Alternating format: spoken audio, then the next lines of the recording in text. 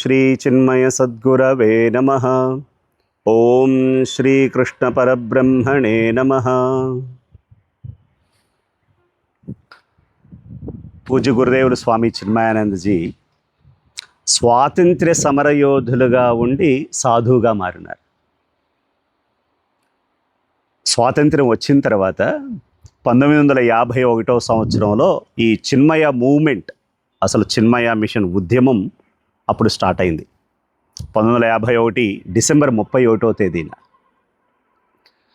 1951 నుండి 1993 సంవత్సరం వరకు గురుదేవులు 42 సంవత్సరాలు ప్రపంచంలో ఏదో ఒక దేశంలో ఎక్కడో ఒక చోట ప్రతిరోజు సాయంత్రం 6:30 నుంచి 8 గంటల వరకు భగవద్గీత చెప్తూనే ఉన్నారు. ఆలోచించండి, 42 ఏళ్ళు భగవద్గీత చెప్తున్నారంట. అందుకే ఇప్పుడు ఈ 2026వ సంవత్సరానికి చిన్మయ మూమెంట్ ఇది ప్రారంభమై 75 సంవత్సరాలు అవుతుంది. ఈ సందర్భంగా చిన్మయ మిషన్ అమృత మహోత్సవాలు జరుపుకుంటూ ఉంది. అయితే గురుదేవులు చిన్మయ మిషన్ ప్రధానంగా హిందువులకు, సనాతన ధర్మం ఆచరించే వారికి భగవద్గీత, ఉపనిషత్తులు ఇవి బోధించటం కోసం, భగవద్గీత జ్ఞానం అందించడం కోసం స్థాపించారు. కాబట్టి పూజ్య గురూజీ స్వామి తేజోమయానందజీ వారు, పూజ్య స్వామీజీ స్వరూపానందజీ వారు మనము ప్రతి కుటుంబం, ప్రతి హిందూ కుటుంబానికి ఈ భగవద్గీతను తీసుకెళ్ళాలి. ఒకవేళ వాళ్ళు 700 శ్లోకాలు చదవలేకపోయినా కనీసం అందులోని సారాంశమైన 5 శ్లోకాలైనా సరే ప్రతి హిందూ కుటుంబం చదవాలి, వాటి యొక్క అర్థం తెలుసుకోవాలి, వాటిని జీవితంలో ఆచరించాలి అని గీతా పంచామృతం అనే పేరుతో, మనము పంచామృతం అంటే ఏదో పాలు, పెరుగు, నెయ్యి, తేనె, చక్కెర, అమృతం అనుకుంటాం, పంచామృతం అనుకుంటాం. కానీ ఇక్కడ గీతా పంచామృతం, భగవద్గీత పంచామృతం. అసలు భగవద్గీతను చూస్తే చూడు, ఈ రోజుల్లో మనకు స్మార్ట్ ఫోన్లు వచ్చాయి, ఏఐ వచ్చింది, ఆర్టిఫిషియల్ ఇంటెలిజెన్స్, డ్రైవర్ లేకుండానే కార్లు, నడిచే కార్లు వచ్చాయి, అండ్ ఇన్స్టాంట్ కుకింగ్ పాట్స్ వచ్చాయి. ఇన్ని రకాలు వచ్చినా కానీ, అంటే మనకి ఇన్ని ఆధునిక సౌకర్యాలు వచ్చినా కానీ, శాస్త్ర సాంకేతిక పరిజ్ఞానం పెరిగినా కానీ మనం ఇప్పుడు చాలా హ్యాపీగా, ఆనందంగా, అసలు ఏ బాధ లేకుండా ఉన్నామా? ఇంత శాస్త్ర సాంకేతిక పరిజ్ఞానం వచ్చినా, ఏఐ వచ్చినా, డ్రైవర్ లేని కార్లు వచ్చినా, స్మార్ట్ ఫోన్లు వచ్చినా, ఏవైనా సరే లోపల ఏదో వెలితి ఉంటూనే ఉంటుంది. మనం అనుకుంటుంటాం, ఓహోహో, ఒక యువకుడు అనుకుంటాడు, అమ్మయ్య నేను పెళ్లి చేసుకుంటే ఆనందంగా ఉంటానేమో, లేదా నా కెరీర్లో నేను అనుకున్న జాబ్ వస్తే ఆనందంగా ఉంటానేమో, లేదా అసలు ప్రపంచంలో అన్ని దేశాలు, యూరప్, అమెరికా, ఈ దేశాలన్నీ చూసొస్తే హ్యాపీగా ఉంటుందేమో. ఇలాంటి కోరికలన్నీ తాత్కాలికమైన ఆనందం రావచ్చేమో, లేకపోతే తాత్కాలికమైనటువంటి ఒక కైండ్ ఆఫ్ ప్లెజర్ రావచ్చే, కానీ మళ్ళీ ఆ ట్రిప్ అంతా అయిపోయిన తర్వాత మళ్ళీ ఏదో వెళుతుంటూనే ఉంటుంది. అంటే అందుకే ఇక్కడ సరిగ్గా భగవద్గీత అవసరం. బాహ్య ప్రపంచంలో నువ్వు ఎటువంటి రిలేషన్షిప్స్ ఉన్నా, బాహ్య ప్రపంచంలో నీకు ఎంత ఉన్నతమైన జాబ్ ఉన్నా, నువ్వు ఎంత సంపాదించినా, ఎటువంటి ఆధునిక సౌకర్యాలున్నా సరే అవి నీకు అంతరంగంగా అనంతమైనటువంటి పర్మనెంట్ హ్యాపీనెస్ ఇవ్వలేవు. ఇక్కడ మనం ఏం చేస్తున్నామంటే, గురుదేవులు చెప్తారు, మనము జీవన ప్రమాణాలు పెంచుకుంటున్నాం. జీవన ప్రమాణం అంటే ఇక్కడ అవర్ స్టాండర్డ్ ఆఫ్ లివింగ్. ఒకప్పుడు పూరి గుడిసెలో ఉండేవాళ్ళు, ఇప్పుడు చాలా భవనాల్లో, రాజభవనాల్లో ఉంటున్నారు. ఒకప్పుడు నడిచిపోయారు, ఇప్పుడు బెంజ్ కారులో వెళుతూ ఉన్నారు. ఇలా స్టాండర్డ్ ఆఫ్ లివింగ్, జీవన ప్రమాణాలు పెంచుకుంటే ఆనందంగా ఉంటామేమో అని ఆధునిక మానవుడు అనుకుంటున్నాడు. కానీ జీవన ప్రమాణం పెరిగితే ఆనందంగా ఉండడు మనిషి, జీవితపు ప్రమాణం, స్టాండర్డ్ ఆఫ్ లైఫ్ పెరిగితేనే ఆనందంగా ఉంటాడు అని భగవద్గీత చెప్తుంది, మన ఋషులు చెప్తూ ఉన్నారు. ఆ భగవద్గీతలోని 5 శ్లోకాలను మనమంతా గీతా పంచామృతం అనేటువంటి పేరుతో చదువుకోబోతూ ఉన్నాం. చిన్మయ అమృత మహోత్సవాల భాగంగా ఈ 5 శ్లోకాలని మీరు ఎవరైతే చిన్మయ యువకేంద్ర యూత్ ఉన్నారో, ఇది భవిష్యత్తులో స్కూల్స్కి వెళ్ళి, కాలేజెస్కి వెళ్ళి, ప్రతి చోట వెళ్ళి భగవద్గీత ప్రతి మానవునికి కూడా ఒక మార్గదర్శి, మనొక గైడ్, మాన్యువల్ ఉంటుంది కదా. జీవితం మనం ఒక వస్తువు కొంటే ప్రతిదానికి ఒక మాన్యువల్ వస్తుంది. ఆ వస్తువు ఎలా మన జీవితానికి మాన్యువల్ శ్రీమద్ భగవద్గీత, ఈ గీతా పంచామృతం పుస్తకము అని మీరందరూ కూడా రాబోయేటువంటి తరాలకు చాటి చెప్పాలి. అందులో మొట్టమొదటి శ్లోకం, ఉద్ధరేదాత్మనాత్మానం నాత్మానమవసాదయేత్ ఆత్మైవ హ్యాత్మనో బంధుః ఆత్మైవ రిపురాత్మనః. మొట్టమొదటి శ్లోకం ఇది. భగవద్గీత కృష్ణ పరమాత్మ భారతీయ యువకునికి, ప్రతి భారతీయునికి ఇచ్చేటువంటి సందేశం, ఉద్ధరేదాత్మనాత్మానం, నిన్ను నీవు ఉద్ధరించుకోవాలి.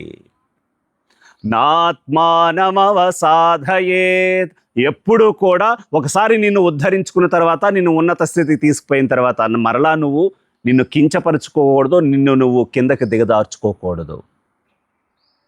అయితే ఇక్కడ చూడు, ఆత్మ అనే పదం వచ్చింది. ఇక్కడ ఆత్మ అనే పదానికి రెండు అర్థాలు. ఒకటి, నీ ఆత్మ అంటే నీవు అనే అర్థము. రెండవది, నీ మనస్సు అనే అర్థం. ఉద్ధరేది ఆత్మనాత్మానం అంటే నిన్ను నీవు ఉద్ధరించుకోవాలి. నా ఆత్మానం అవసాధయేత్ అంటే నిన్ను కిందకు దిగదార్చుకోకూడదు. అదే ఆత్మకి మనస్సు అని కూడా పేరు. ఆత్మైవ హ్యాత్మనో బంధువు, నీకు నీవే బంధువు. ఆత్మైవ రిపురాత్మనః, నీకు నీవే శత్రువు. నీ మనస్సును నువ్వే ఉద్ధరించుకోవాలి. నీ మనస్సును కిందకు దిగజార్చుకోకూడదు. నీ మనసే నీకు బంధువు, నీ మనసే నీకు శత్రువు అనేటువంటి అర్థం కూడా ఈ శ్లోకాన్ని. సరే, ఇక్కడ ఉద్ధరేదంటే పైకి ఉన్నత స్థితికి తీసుకోవటం. ఇంగ్లీష్లో దీన్ని lift your self by your self అని అంటారు. ఇక్కడ లిఫ్ట్ అంటే పైకి తీసుకురావటం, ఉద్ధరించుట. అంటే తక్కువ స్థాయి నుండి ఉన్నత స్థాయికి జరిగేటువంటి కదలికే ఒక ఉద్ధరేత. అయితే ఉద్ధరించుకోవడం, ఉన్నత స్థాయికి మనందరం కూడా అనునిత్యం కూడా లోపల ఏదో వెలితితోటి ఇంకా నేను బాగుపడాలి అనేటువంటి ఆసక్తి ఉన్నవాడమే. మనందరినీ మనము ఉద్ధరించుకోవాలనేటువంటి దృఢమైనటువంటి సంకల్పంతో కలిగి ఉన్నవాడమే.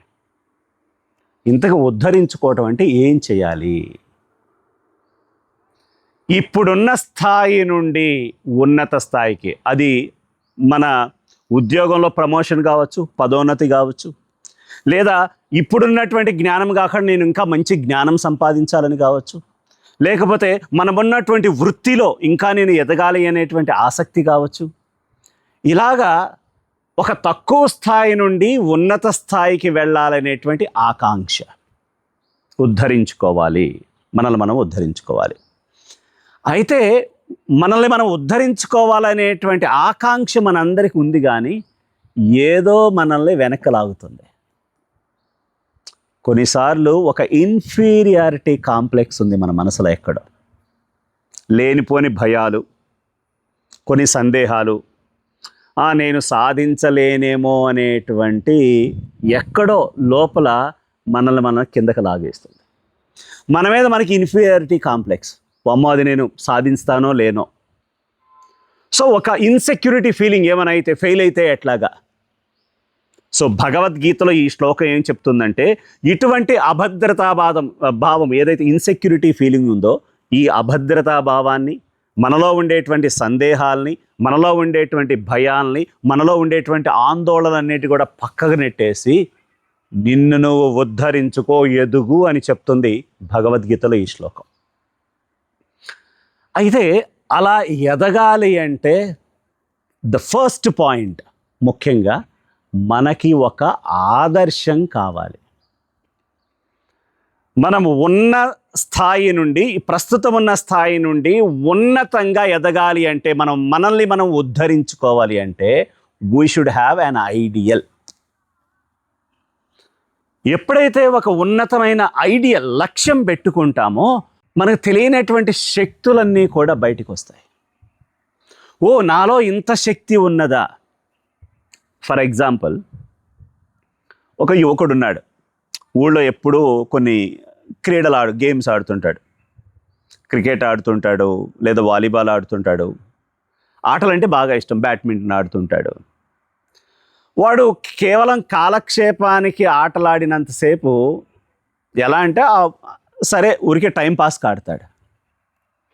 కానీ ఎప్పుడైతే ఒక ఉన్నతమైన ఆదర్శం, లేదు నేను నేషనల్ లెవెల్ ఆడాలి, అట్లీస్ట్ నేను స్టేట్ లెవెల్ రాష్ట్ర స్థాయి పోటీల్లో ఆడాలి, లేదా నేను ఒలింపిక్ గేమ్స్కి నేను ఎంపిక అవ్వాలి అనేటువంటి ఒక ఆదర్శం లక్ష్యం పెట్టుకున్నాడు అనుకో, ఒక కోచ్ దగ్గరికి వెళ్ళి, ఒక అకాడమీ దగ్గరికి వెళ్ళి, ఇంకా నేను ఎటువంటి మెళకువలు ఈ ఆటలో నేర్చుకోవాలి, దీన్ని ఎలా సాధించాలి అని తనలో ఉన్నటువంటి ఒక శక్తి బయటకు వస్తుంది. ఒక సిస్టమేటిక్, ఒక ప్రణాళిక వేసుకుంటాడు, ఒక క్రమశిక్షణ ఏర్పాటు చేసుకుంటాడు. లేదు నేను ఇలాగ ఉదయాన్నే ఈ టైంకి లేవాలి, నేను ప్రాక్టీస్కి వెళ్ళాలి ఇలా అని చెప్పేసి తనకి ఒక ఆదర్శం లక్ష్యం లేనప్పుడు ఊరికే టైం పాస్కి ఆడుతూ ఉన్నాడు. బట్ ఎప్పుడైతే ఒక ఆదర్శం పెట్టుకున్నాడో, ఒక గోల్ పెట్టుకున్నాడో, అతని లోపల తనకి తెలియని శక్తులన్నీ కూడా బయటకు వచ్చున్నాయి. అలా ఏ వ్యక్తి అయినా సరే తనను ఉద్ధరించుకోవాలి అంటే మొట్టమొదటి విషయము తనకు ఒక ఆదర్శం ఉండాలి. He should have an ideal. ఆదర్శం ఉన్న తర్వాత అప్పుడు దాని పట్ల ఆ ఆదర్శం వైపు ఎప్పుడైతే ప్రయత్నం చేస్తాడో తను ఉన్నతంగా ఎదుగుతాడు. అయితే వెంటనే ఒక మాట అన్నారు, నాత్మానమవసాదయేత్. ఒకసారి నిన్ను ఉద్ధరించుకున్న తర్వాత ఉన్నతమైన లక్ష్యాలు పెట్టుకొని, అది ఎటువంటి లక్ష్యమైనా కావచ్చు. నేను ఇప్పుడు మీకు చెప్పినటువంటి ఉదాహరణ ఒక క్రీడాకారుడు, ఒక గేమ్, ఒక ఆటను ఉదాహరణగా తీసుకున్నాను. అలా కాదు, ఆట కాదు, నేను సామాజికంగా ఉన్నతంగా ఎదగాలి, లేదు నేను ఒక ఎంటర్ప్రీనర్గా ఎదగాలి అన్నప్పుడు ఆ లక్ష్యాన్ని పెట్టుకొని, ఆదర్శాన్ని పెట్టుకొని, చివరికి చిన్న చిన్న విషయాలైనా సరే, ఉదయాన్నే ప్రతిరోజు నేను 5 గంటలకే నిద్ర లేవాలి తప్పనిసరిగా, ఇటువంటి చిన్నదైనా సరే ఇలా పెట్టుకొని దాని వైపు, ఆ క్రమశిక్షణ వైపు, ఆ విలువల వైపు మనం గనక ప్రయత్నం చేస్తే మనం ఉద్ధరించబడతాం. అయితే భగవద్గీత ఇక్కడ ఒక మాట చెప్తుంది, నా ఆత్మానం అవసాదయేత్. ఒకసారి నువ్వు ఎదిగిన తర్వాత నిన్ను నువ్వు కిందకి దిగదార్చుకోకూడదు. మనసు ఎప్పుడు ఉన్నతమైన ఆలోచనతో పెట్టుకున్నావు, మనసు ఒక ఆదర్శం వైపు నువ్వు కృషి చేస్తూ ఉన్నావు. అయితే దానిని పట్టుకొని ఉండేటువంటి ఒక పట్టుదల, కన్సిస్టెన్సీ, నిరంతరము దాన్ని పట్టుకొని ఉండటం. స్వామీజీ కొన్నిసార్లు మనసు బలహీనం అవుతుంది కదా, ఆదర్శాన్ని పట్టుకొని ఉండాలి అంటే, లక్ష్యాన్ని పట్టుకొని ఉండాలి అంటే మనం కొన్నిసార్లు మనసు బలహీనమైనప్పుడు ఏం చేయాలి? కరెక్టే, మానవ మాతృలో సహజంగా కొన్నిసార్లు మనసు బలహీనమైనప్పుడు కొన్నిసార్లు మనం ఆ ఆదర్శం, ఆ లక్ష్యాన్ని పట్టుకొని ఉండలేక కిందకి దిగజారిపోవచ్చు. అయితే ఒకటి గుర్తుపెట్టుకోండి, లేదు నేను కిందకి దిగజారాను అంటే అర్థము నువ్వు ఎదిగున్నావు కాబట్టి. పైకి ఎదిగినోడే కిందకి పడతాడు, ఆల్రెడీ కింద పడినోడు ఇంకేం కింద పడతాడు. సో ఒక పాజిటివ్ థింగ్ ఏంటంటే, నువ్వు అయ్యో నేను కింద పడ్డానంటే నువ్వు ఎదిగావు కాబట్టి కింద పడ్డావు. ఇక్కడ భగవద్గీత అసలు నువ్వు ఎప్పుడు కింద పడకూడదు అని నిన్నేమో నిషేధించట్లేదు. భగవద్గీత నీకు ఒక ఉత్సాహం ఇస్తుంది. ఒకవేళ పొరపాటున కింద పడ్డా బండరాయిలా కింద పడకు, ఒక రబ్బరు బంతిలా కింద పడి మరలా పైకి లే అని చెప్తూ ఉంది. ఎస్, నీ లక్ష్యాన్ని సాధించటంలో, ఈ ఆదర్శాన్ని సాధించటంలో కొన్నిసార్లు పొరపాట్లు చేయవచ్చు, కొన్నిసార్లు మనసు బలహీనం అవ్వచ్చు.